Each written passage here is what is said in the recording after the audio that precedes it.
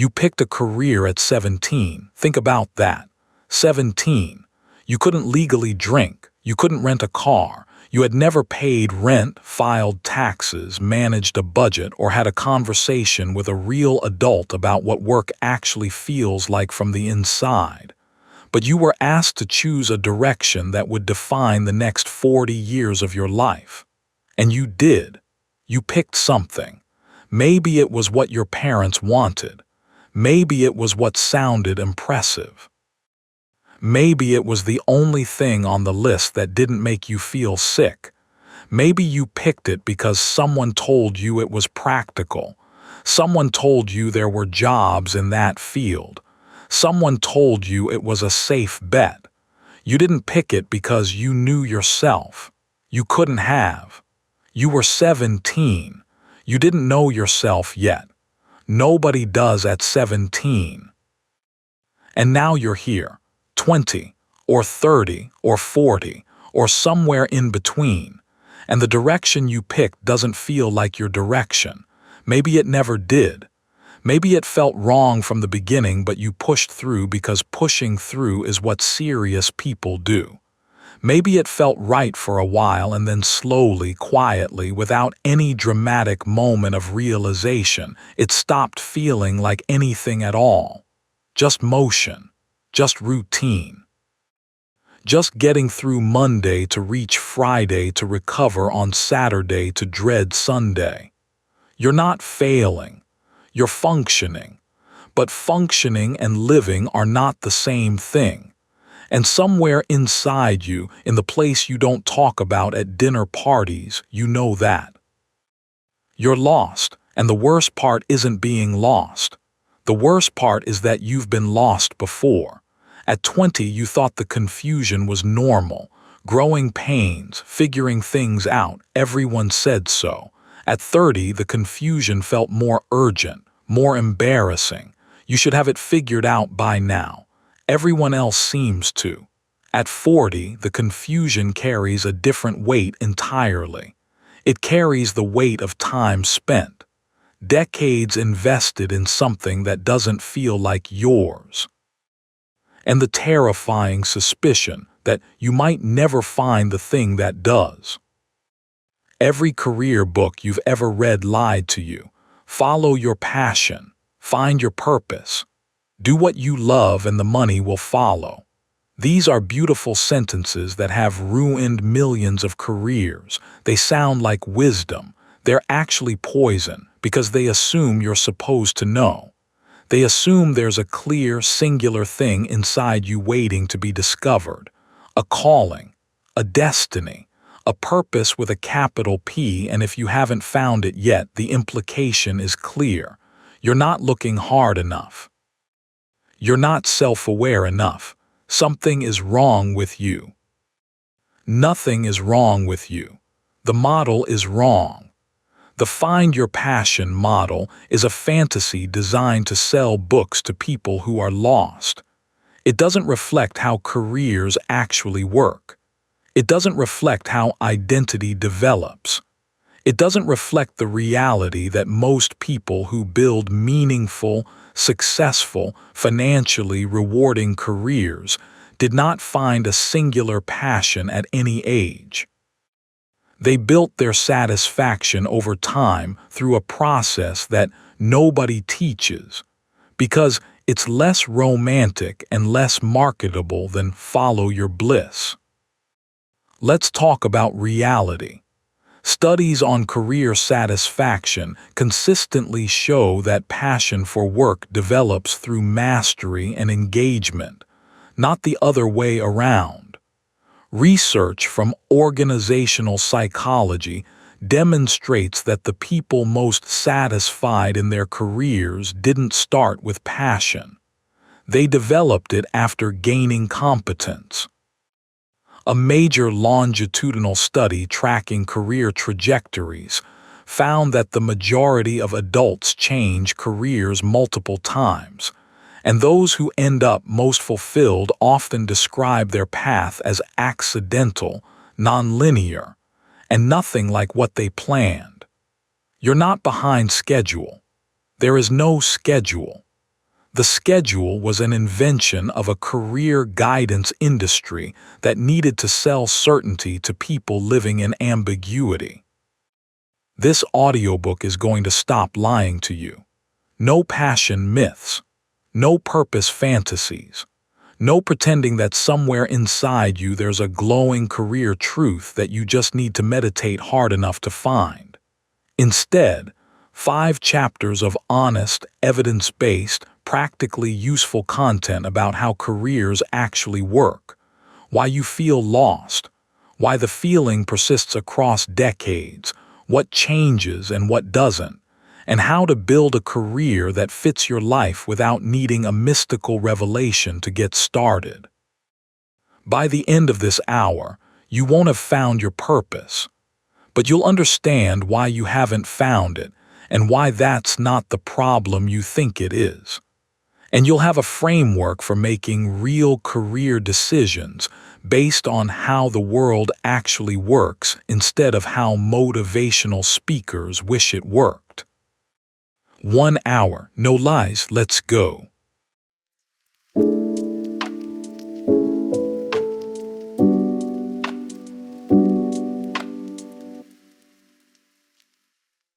Chapter 1. Why You're Still Lost.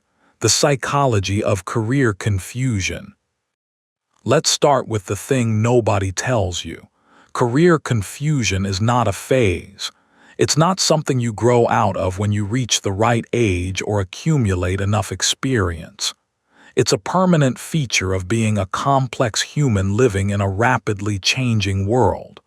The reason you're still lost at 30 or 40 isn't that you failed to figure something out. It's that the thing you're trying to figure out doesn't have a fixed answer. It keeps changing, because you keep changing. Here's the psychology of what's happening. Your identity isn't a finished product, ever. Developmental psychologist Erik Erikson mapped out stages of human development that extend across the entire lifespan. Identity formation doesn't end in adolescence. It continues through early adulthood, midlife, and beyond. Each stage presents new questions about who you are and what matters to you. The person you were at 20 had different values, different needs, different capacities, and different fears than the person you are at 30 or 40.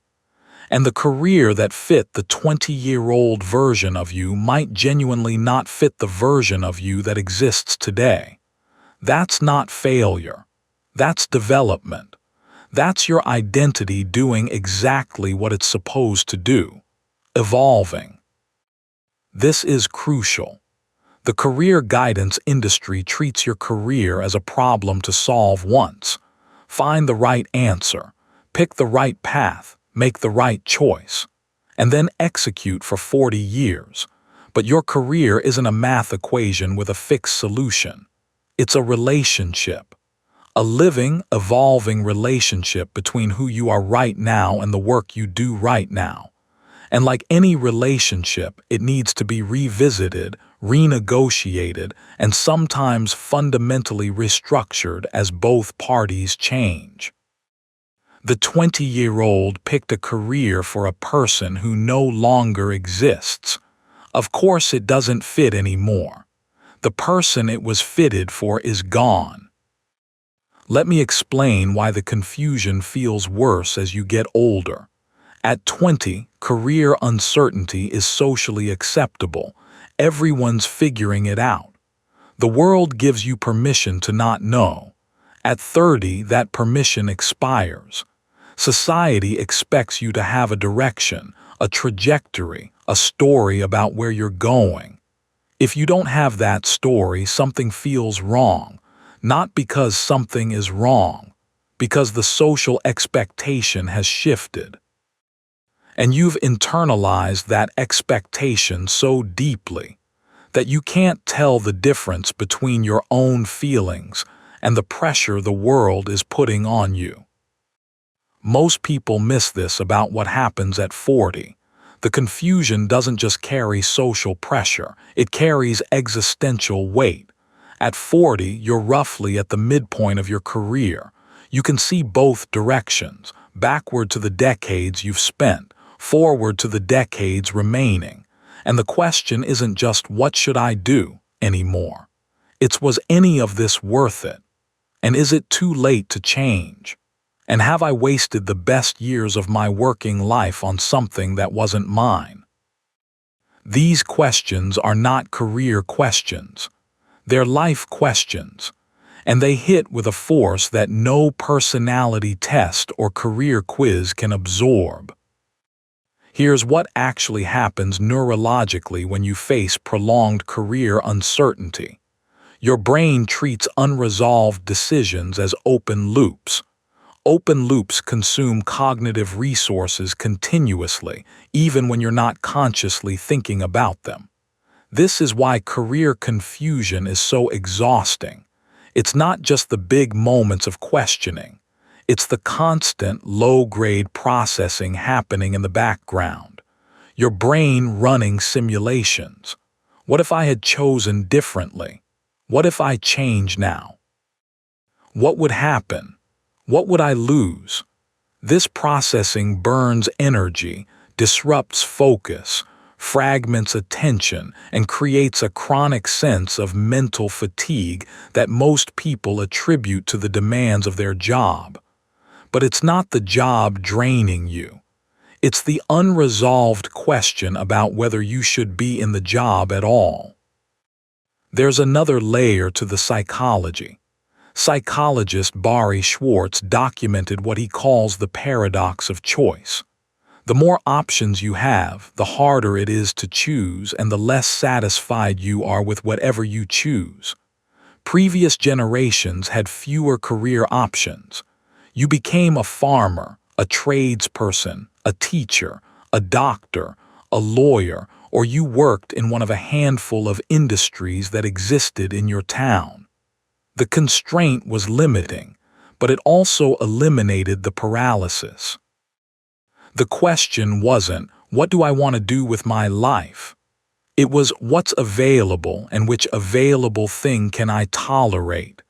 The constraint did the choosing for you. That sounds oppressive, but it also meant you weren't drowning in possibility.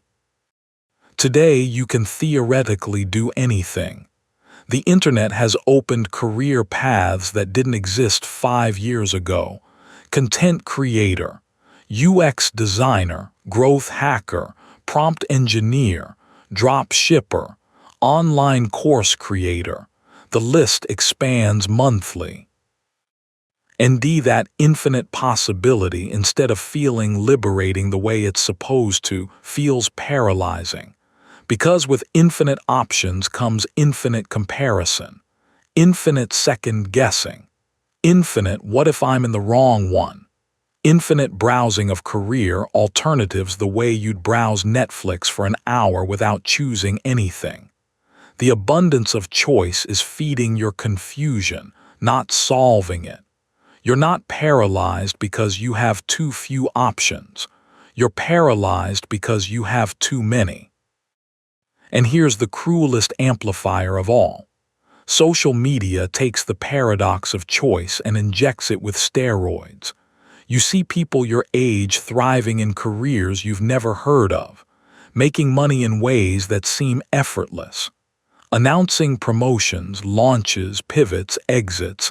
I quit my job and now I make 6 figures from my laptop, stories that make your stomach drop. Every post is evidence that someone figured it out. Someone found the thing. Someone cracked the code. And every piece of evidence adds weight to the suspicion that you're the only one sitting in the dark, without a map. You're not the only one, not even close. The people posting their career wins are not posting their career confusion. They're not posting the 3 years they spent wondering if they were in the wrong field. They're not posting the Sunday night dread that sits on their chest like a stone. They're not posting the existential panic at 2 a.m. when the apartment is dark and the question won't stop. Am I wasting my life? They're posting the highlight. the peak, the curated success moment. And you're comparing your behind the scenes to their highlight reel, measuring your confusion against their performance of certainty, and concluding that something is wrong with you. The real reason you're still lost isn't that you lack direction, it's that you've been looking for a static answer to a dynamic question. What should I do with my life? Is not a question you answer once. It's a question you answer repeatedly, with different data each time as you change and the world changes around you. The lost feeling isn't a sign that something is broken. It's a sign that you're ready for the next version of the answer, not the final version, the next one. But before you can build a better answer, you need to dismantle the lies that have been blocking your way. And that's where we go now.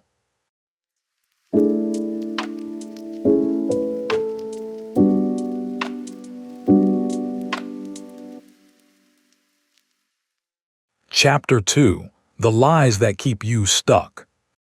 There are a handful of beliefs about careers that most people carry as unquestioned truth. They absorb these beliefs from parents, teachers, counselors, books, and the culture at large. And these beliefs, presented as helpful guidance, are the exact things keeping you paralyzed. Let's name them. Let's examine them. And let's discard the ones that have been lying to you for decades. Lie number 1: you should follow your passion. This is the most destructive career advice in circulation, and it has been for at least 2 decades. It sounds inspiring. It feels empowering. It looks beautiful on graduation caps and motivational posters and Instagram graphics. And it has paralyzed millions of people who can't identify a singular, burning passion and therefore conclude that something is fundamentally wrong with them. Everyone else seems to have a passion. Why don't I? Because passion, as the career industry describes it, is largely a myth. The research tells a completely different story from the one the motivational speakers tell. Psychologist Amy Wrzesniewski's landmark study on work orientation found that people experience their work as a calling not because they started with a pre-existing passion that led them to the right field, but because they developed deep competence over time and found meaning in their contribution to others. Passion didn't precede the work. Passion grew from the work, slowly, gradually. Through years of skill building, challenge, and the quiet satisfaction of becoming genuinely good at something. The people who love what they do didn't have a revelation in their 20s that pointed them toward the right career. They worked hard at something, got better at it than most people, and the mastery itself generated the feeling that the career industry calls passion. This is crucial. Follow your passion puts the entire sequence backwards. It says feel first, then do. Find the feeling of passion and then build a career around that feeling. But reality works in the opposite direction. Do first. Get good. Feel the satisfaction of competence. Let interest deepen into engagement. Let engagement deepen into something that, after enough time and enough mastery, resembles what people call passion. This sequence doesn't sell books because it's not romantic. It doesn't make for a thrilling graduation speech because it requires years of patience and a high tolerance for uncertainty and boredom. But it's how careers actually work for the vast majority of people who end up loving what they do. They didn't find passion and build a career. They built competence and passion found them. Lie number 2. There's one right career for you. This is the soulmate myth applied to work. Somewhere out there is the perfect career, your career, the one that was destined for you. And if you just search hard enough, take enough personality tests, do enough journaling, attend enough workshops, you'll find it. This belief keeps you in a perpetual state of seeking, always scanning, always wondering, always feeling like whatever you're doing now is the wrong thing, because the right thing is still out there waiting to be discovered. The truth is that there are multiple careers that could work for you. Not one, many. Research on career fit consistently shows that satisfaction depends more on specific job conditions than on the field itself. Autonomy, mastery, connection with colleagues, sense of contribution, clear feedback. These factors predict career satisfaction across virtually every field, which means the question isn't what is the one right career. The question is, what are the conditions I need to thrive, and where can I find them? That's a much more solvable question, but it requires abandoning the romantic notion that you're searching for the one. Most people miss this about how the one right career myth affects decision-making. If you believe there's only one right answer, every choice feels monumental. Every fork in the road feels like you might take the wrong path and waste years of your life. The stakes of every decision become impossibly high, and impossibly high stakes lead to paralysis. You don't choose because the cost of choosing wrong seems catastrophic, so you stay where you are, miserable but safe, unfulfilled but not risking the horror of another wrong choice. The myth of the one right career doesn't motivate you to search. It terrifies you into staying still. Lie number 3, you should know what you want by now. This lie carries a different weight at each age. At 20, it's a whisper. At 30, it's an accusation. At 40, it's a verdict. You should have figured this out. Everyone else has. What's wrong with you? Nothing. Nothing is wrong with you. The assumption that adults have their careers figured out is one of the most pervasive and damaging fictions in modern life. Research on career changes shows that the average person will change careers. Not just jobs, but entire fields, multiple times during their working life. The number has been increasing with every generation. The idea that you pick a lane at 18 and ride it to retirement is from an era that no longer exists. It died with pension plans and 40-year company loyalty. Here's what actually happens inside most adults who appear to have their careers figured out. They don't. They've simply stopped talking about the confusion. They've learned to perform certainty the same way you've learned to perform certainty. They give confident answers at dinner parties. They describe their career trajectory as if it were intentional. They frame pivots as strategic moves rather than what they actually were, which was often desperation, boredom, or a crisis that forced a change they were too afraid to make voluntarily. The people who look like they have it figured out are, in many cases, performing composure while feeling the exact same confusion you feel. The difference isn't clarity, it's presentation. Lie number 4, a career change at your age is too risky. This lie gets louder with every year. At 25, changing careers feels adventurous. At 35, it feels reckless. At 45, it feels impossible. But the math doesn't support the fear. If you're 40 and you expect to work until 65 or 70, you have 25 to 30 years of working life ahead of you. That's not the end of the road. That's a second career's worth of time. Enough time to develop new skills.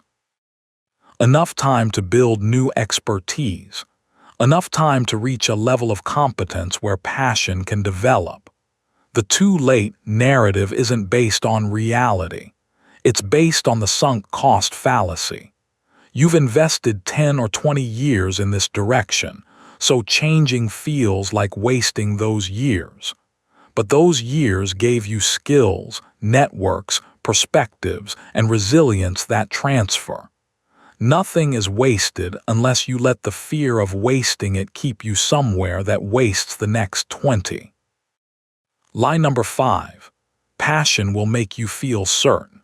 People who love their work still have doubt, still have bad days, still have seasons where the work feels like a grind, still wonder sometimes if they should be doing something else. The difference between someone who loves their career and someone who hates it isn't the absence of doubt. It's the ratio.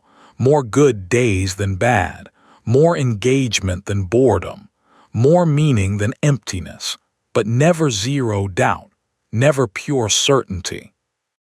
If you're waiting to feel completely sure before you make a move, you'll wait forever.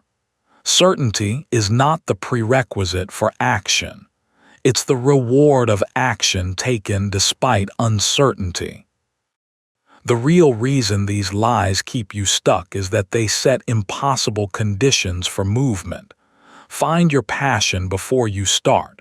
Choose the one right career. Know what you want. Feel certain before you move.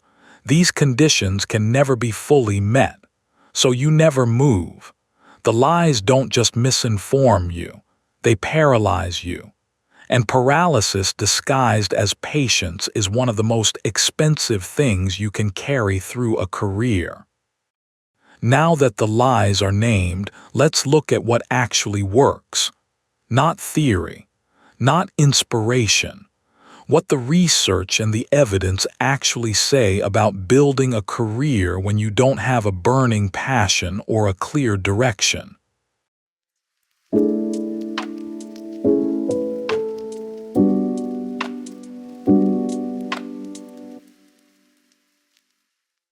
Chapter 3. How Careers Actually Work. The Truth Nobody Makes Money Selling. Here's what the career industry doesn't tell you because it's not motivational enough to print on a poster. Most successful careers are not planned. They're built, piece by piece, through a combination of skill development, strategic experimentation, and something that looks a lot more like careful tinkering than divine revelation. Researchers have a term for this: planned happenstance. Developed by John Crumboltz at Stanford, this theory proposes that career development is best understood not as a process of finding the right predetermined path, but as a process of creating opportunities through deliberate action, staying genuinely open to unexpected developments, and learning to leverage unplanned events that would otherwise be dismissed as distractions or detours. The most successful careers in his extensive research weren't the ones that followed a clear 5-year plan. They were the ones where the person consistently took action even without clarity, stayed curious about areas outside their current expertise, recognized opportunities when they appeared in unexpected forms, and had the psychological flexibility to pivot when something better emerged from the noise of everyday experience. The people with the most fulfilling careers weren't the best planners. They were the best noticers. They noticed what engaged them. They noticed what they were good at. They noticed doors opening in directions they hadn't anticipated, and they walked through those doors instead of staying on the path they'd originally planned just because it was the plan. This is crucial. Planned happenstance doesn't mean being passive or aimless. It means taking deliberate action without needing to know the final destination. It means treating your career like an experiment instead of a commitment, testing things, gathering data, adjusting course based on what you learn. This requires a fundamentally different mindset from the one you were taught. You were taught that career planning is about choosing the right answer and executing.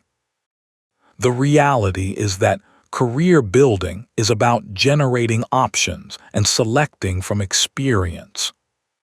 Let's talk about how people actually find work they love, not through revelation, through engagement. Cal Newport, who has studied career satisfaction extensively, argues that passion is a byproduct of mastery. When you invest in developing rare and valuable skills, what he calls career capital, you gain leverage. That leverage lets you shape your work conditions. Better autonomy, more creative control, flexible schedule, meaningful projects. And those conditions are what actually produce career satisfaction, not the field itself. The conditions within the field. A surgeon who has autonomy, mastery, and meaningful contribution loves their work. A surgeon who is micromanaged, overwhelmed, and disconnected from their patients hates the same work. Same career, different conditions. The career didn't determine the satisfaction. The conditions did.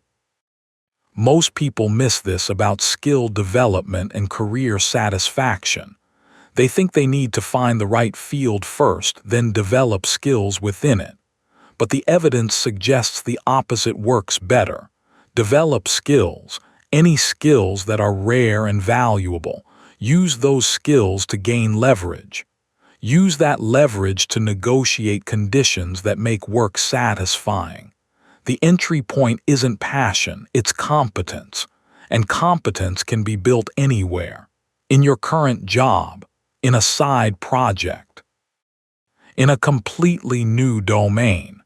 The field is less important than the skill, and the skill is less important than what the skill gives you access to. Here's what actually happens when you look at career paths retrospectively versus prospectively. Prospectively, looking forward, the path seems impossible to navigate. Too many options. Too much uncertainty, no clear direction. But retrospectively, looking back, even the most nonlinear careers reveal a logic. Each experience built on the previous one. Each skill connected to the next opportunity. Each detour turned out to contribute something essential. Steve Jobs famously described this as connecting the dots looking backward. You can't see the pattern while you're in it. You can only see it after. And that means the demand to know where you're going before you start moving is asking for something that is literally impossible from where you currently stand. The clarity comes from the movement, not before it.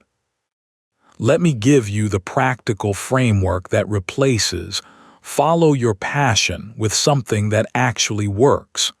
It has 3 components. Component 1, skill auditing. What are you good at right now? Not what do you love, what are you good at? What skills do you have that other people find valuable? What do people come to you for? What can you do that most people can't? This inventory is your actual career capital, not your degree. Not your job title, your transferable, demonstrable, rare enough to be valuable skills. Most people have never done this audit.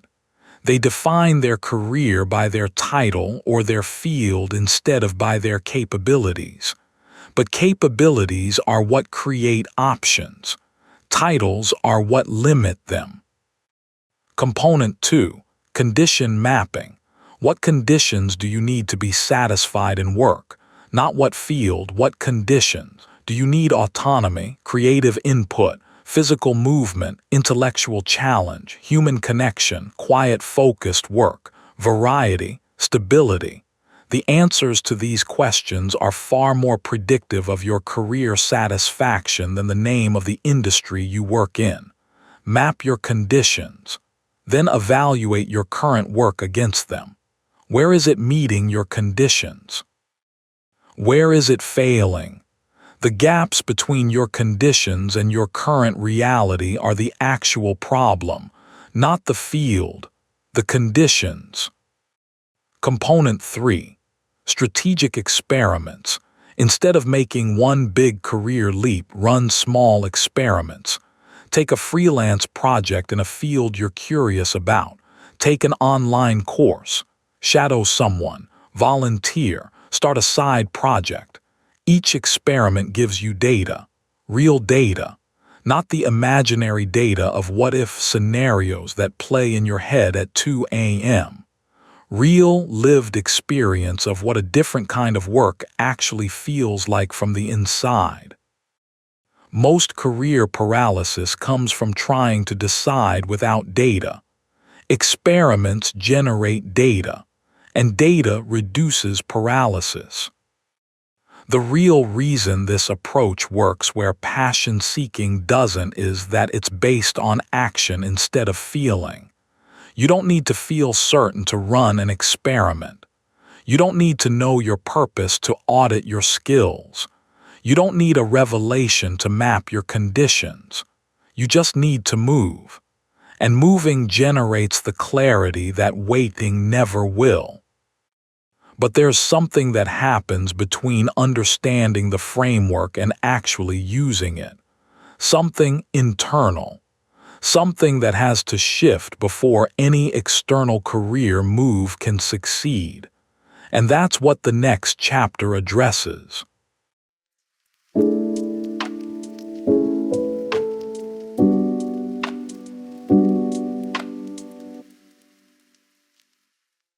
Chapter 4. The internal shift. What has to change inside you before your career can change? You can have the best framework in the world, the clearest map, the most accurate assessment of your skills and conditions, and still not move. Because the thing keeping you stuck isn't a lack of information. It's a set of internal beliefs, fears, and identities that resist change even when change is obviously necessary. Let's name them, because you can't overcome what you can't see. Internal block 1. Identity attachment. You have spent years, possibly decades, identifying yourself through your career.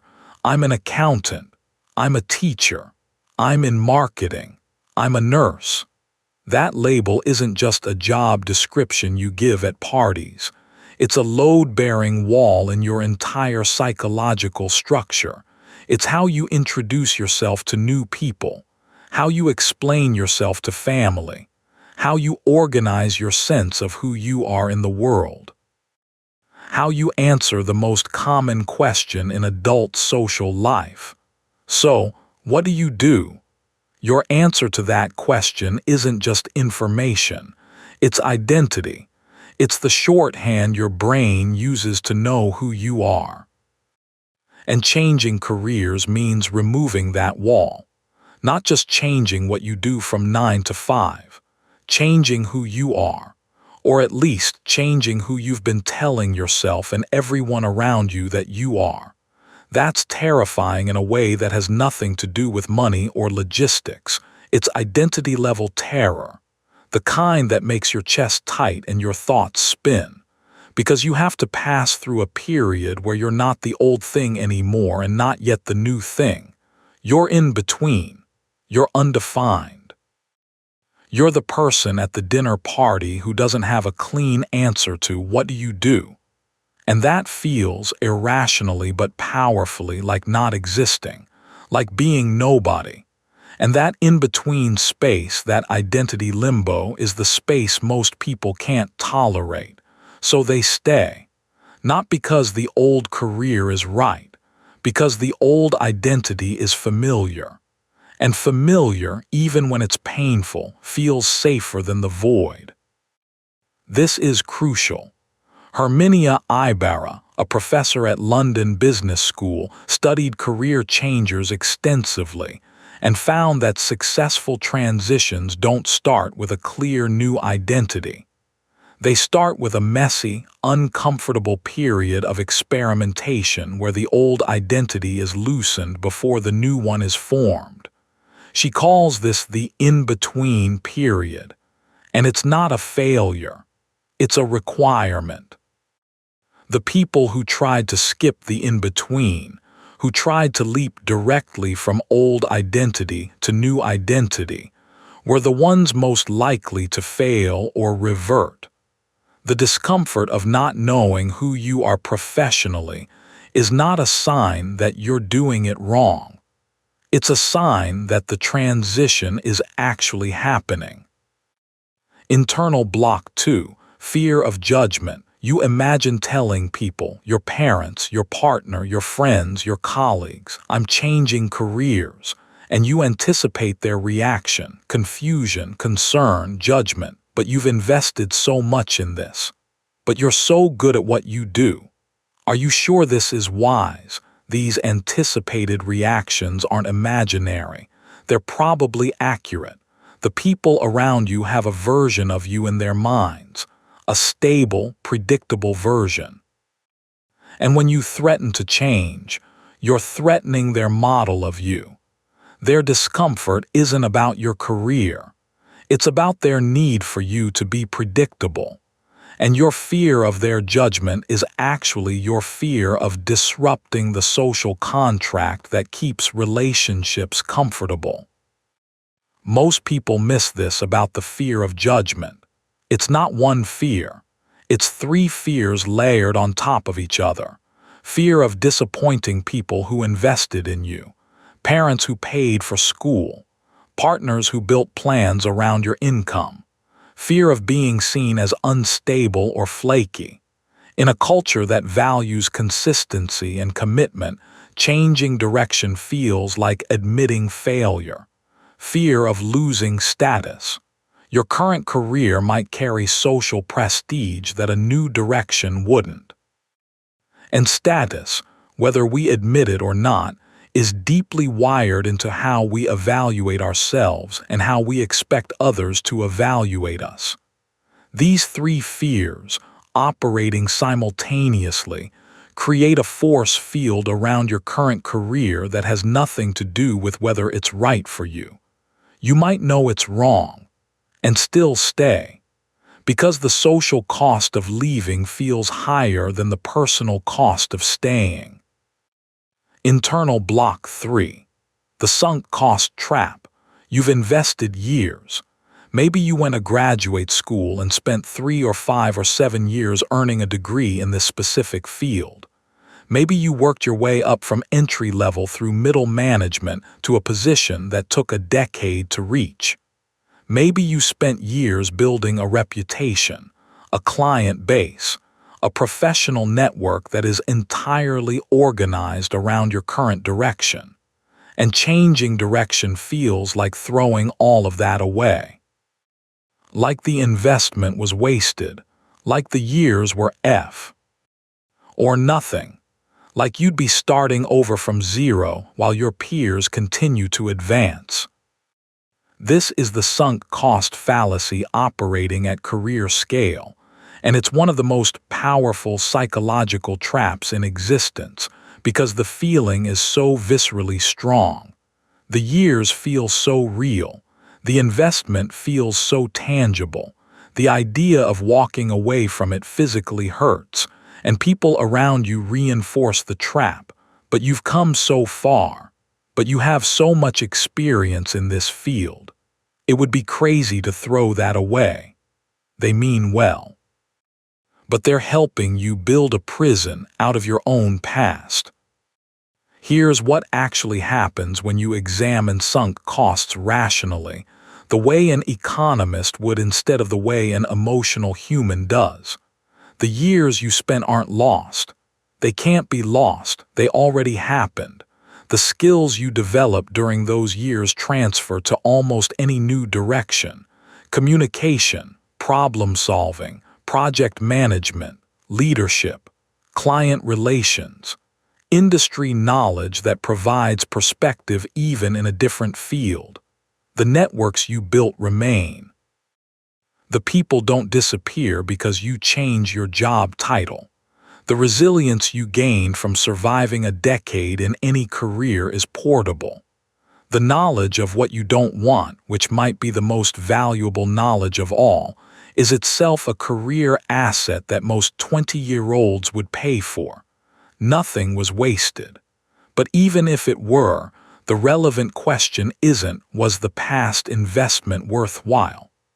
The relevant question is, given where I am right now, what's the best use of the next 10 years? The past investment is gone regardless of what you choose.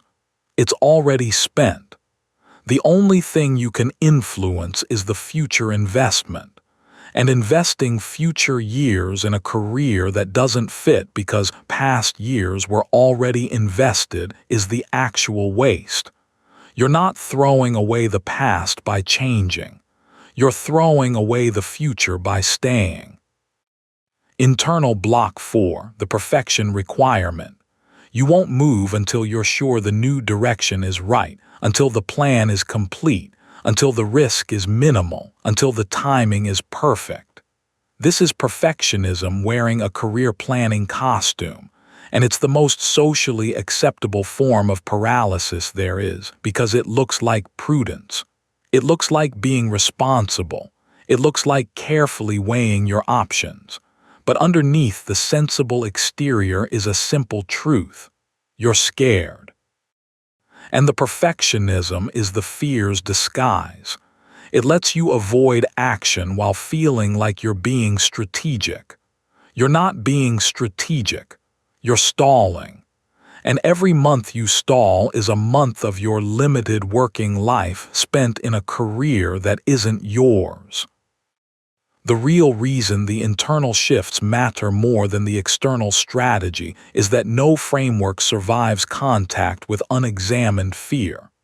You can have the perfect plan, the perfect skill audit, the perfect experiment designed. But if your identity is fused to your current career, if your fear of judgment is louder than your desire for change, if sunk costs are anchoring you to the past, and if perfectionism is masquerading as planning, you will not move. The external work is important, but the internal work is the prerequisite. Now the final question: how do you actually do this? Not in theory, in practice, starting from where you are right now, with the confusion you have, with the fear you carry, with the decades already spent and the decades still ahead. That's the final chapter.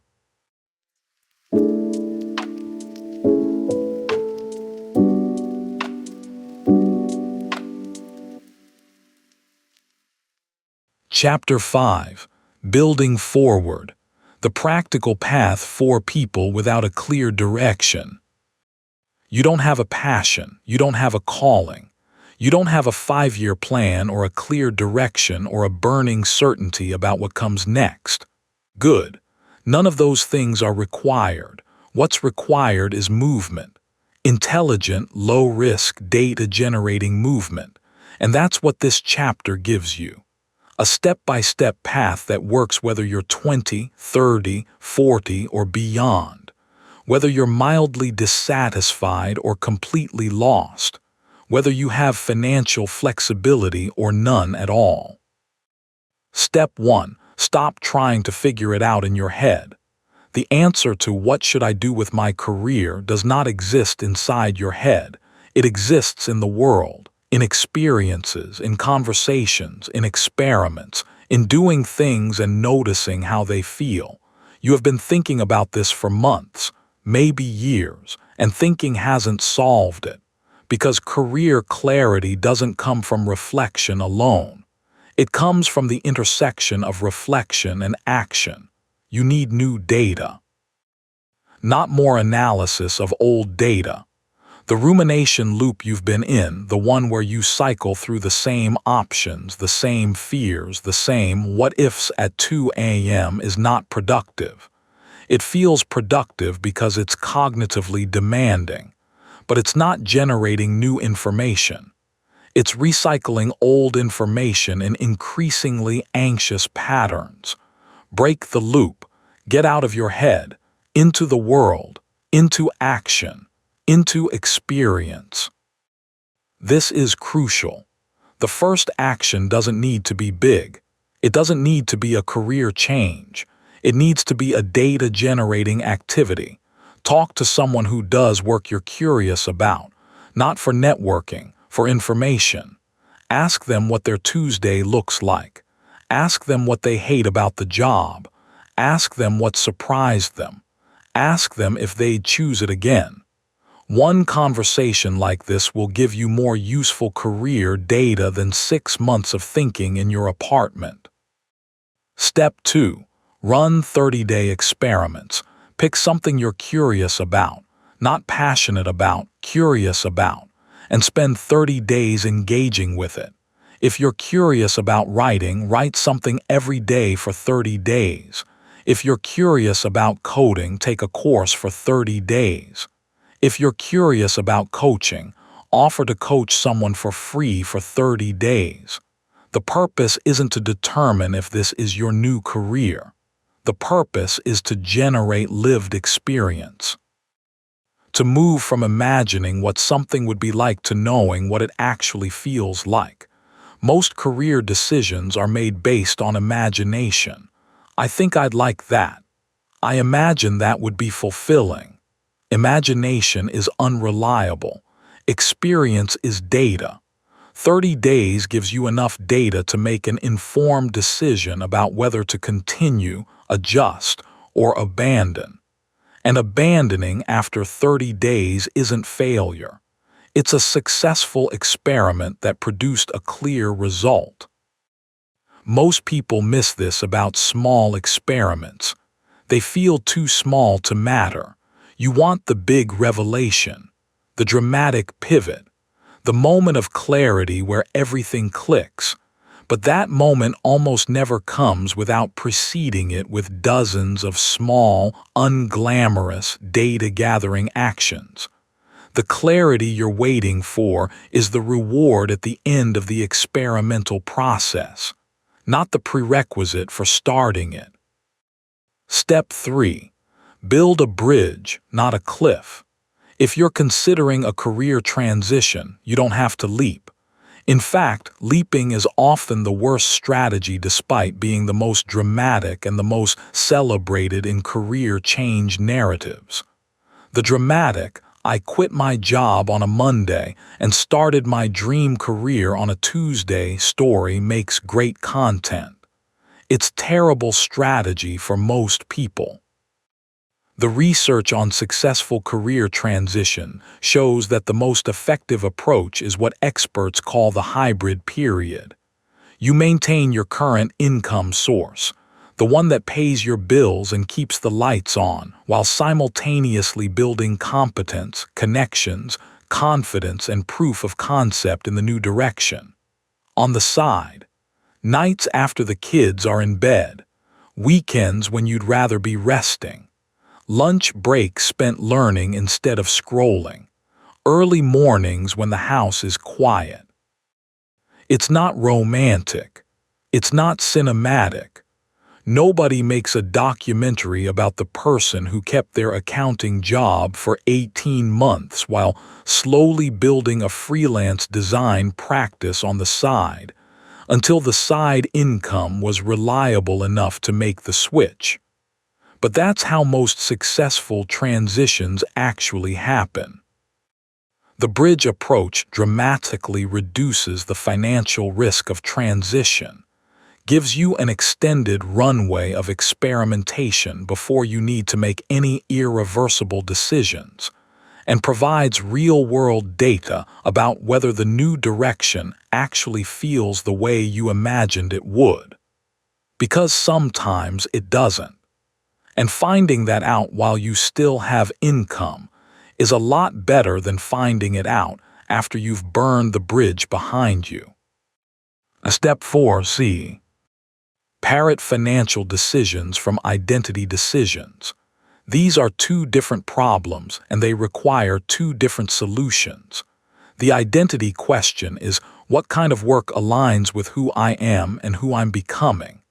The financial question is, how do I maintain or improve my financial stability during and after a transition? Too many people collapse these into one decision. I need to find a career that fulfills me and pays well and is available right now and doesn't require starting over. That's not one decision. That's four simultaneous constraints that make movement nearly impossible. Separate them. Work on the identity question through experiments and exploration. Work on the financial question through budgeting, saving, and bridge building. Address them in parallel, not as a single impossible equation. Here's what actually happens when you separate these decisions. The identity question becomes lighter. You can explore freely when the financial pressure is temporarily removed from the equation. What kind of work would I find meaningful? Is a much more answerable question than what meaningful work will also pay my mortgage immediately. And the financial question becomes more solvable. How do I create a 6-month financial cushion? Is a practical, actionable problem. Much more solvable than the existential knot of finding your purpose. Step 5. Accept the permanent imperfection. Here's the truth that no career book wants to tell you because it doesn't sell copies and it doesn't generate viral quotes. You will probably never have a career that feels perfect. That feels like a calling every single day you show up. That never involves boredom or frustration or doubt or the occasional Sunday night where you wish you could fast forward through the week. That career doesn't exist. It doesn't exist for anyone. Not for the entrepreneur who posts about loving their work. Not for the artist who says they were born to create. Not for the surgeon who describes medicine as a calling. They all have bad weeks. They all have moments of doubt. They all have seasons where the work feels more like grinding than flowing. The goal isn't perfection. The goal is a ratio. More meaningful days than meaningless ones. More engagement than disengagement. More moments of this matters than moments of what's the point. More alignment than friction. That ratio is achievable. Perfection is not. And the pursuit of perfection is exactly what keeps you stuck, because no real career can match the fantasy version you've constructed in your imagination, and the gap between reality and fantasy feels like proof that you're in the wrong place. You're not in the wrong place because it's imperfect. You're in the wrong place only if the ratio is consistently, chronically wrong. If most days feel empty. If most weeks feel pointless. If most months go by without a single moment of engagement, that's a signal. But the occasional bad day in an otherwise meaningful career, that's called having a job. Every job has those days, even the dream ones. The people who report the highest career satisfaction don't describe their work as a permanent state of bliss.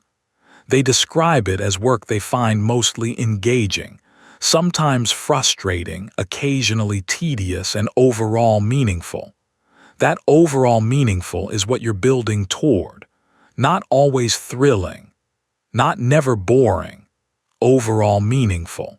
And overall meaningful is built through competence, contribution, connection, and conditions that fit your actual needs. All of which can be developed from where you are right now, with the skills you already have, in the life you're already living.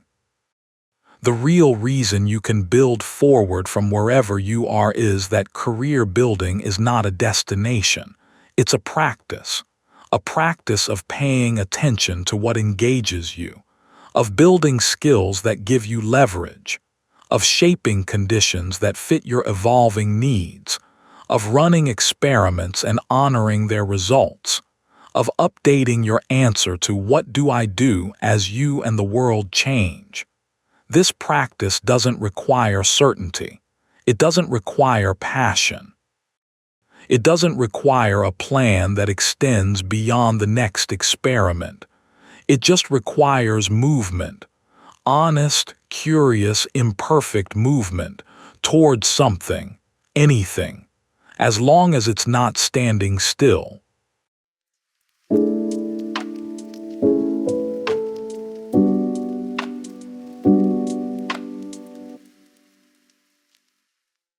You came into this hour lost, and here's what I'm not going to tell you. I'm not going to tell you that you're found now. You're not. Finding was never the goal. The goal was understanding. Understanding that the confusion you've been carrying isn't a flaw. It's a feature of being a complex, evolving human navigating a world that changes faster than any career plan can account for. Understanding that the lies you were told about passion, purpose, and certainty were never true. And understanding that the path forward isn't revelation, it's experimentation. Here's what most people will do after this hour. They'll feel a temporary relief. I'm not broken, the model was wrong. And then the relief will fade, and the old patterns will return. The rumination, the comparison, the paralysis, the comfortable discomfort of staying lost because staying lost doesn't require the risk of choosing wrong. And another year will pass, and then another, and the question will still be there, heavier than before, because time passed and nothing changed. The framework works, but only if you use it. And using it means doing the uncomfortable thing, having the conversation, running the experiment, loosening the identity you've been holding onto, tolerating the in-between, moving without certainty, moving anyway. You're telling yourself you'll start thinking about this seriously next week, next month. After things settle down, that's not planning, that's the paralysis using your voice. The career you want won't be figured out through more thinking. It'll be figured out through doing. Through one conversation this week with someone who does work you're curious about. Through one 30-day experiment this month. Through one honest assessment of the conditions you actually need to thrive. Small, imperfect, unglamorous, real. You were lost at 20. The world said that's fine, you're young, you have time. You were lost at 30. The world said you should know by now, what's taking so long, everyone else has a trajectory. You're lost at 40 and the world says it might be too late, you've invested too much, maybe just ride it out until retirement. The world is wrong at every age. It was wrong when it gave you permission at 20 because it should have told you the confusion is permanent and that's okay. It was wrong when it shamed you at 30 because most adults are equally confused and equally performing certainty they don't feel. And it's wrong now at 40 because you have decades of working life ahead. And the idea that those decades should be spent in a career that doesn't fit you is not wisdom. It's waste. It's not too late, it's not too early. It's not fine and it's not hopeless, it's just where you are. And where you are is the only place any real career has ever started. Not from certainty, from curiosity, not from passion, from action. Not from a perfect plan, from a single, imperfect, unglamorous next step. Take it, you've been thinking long enough.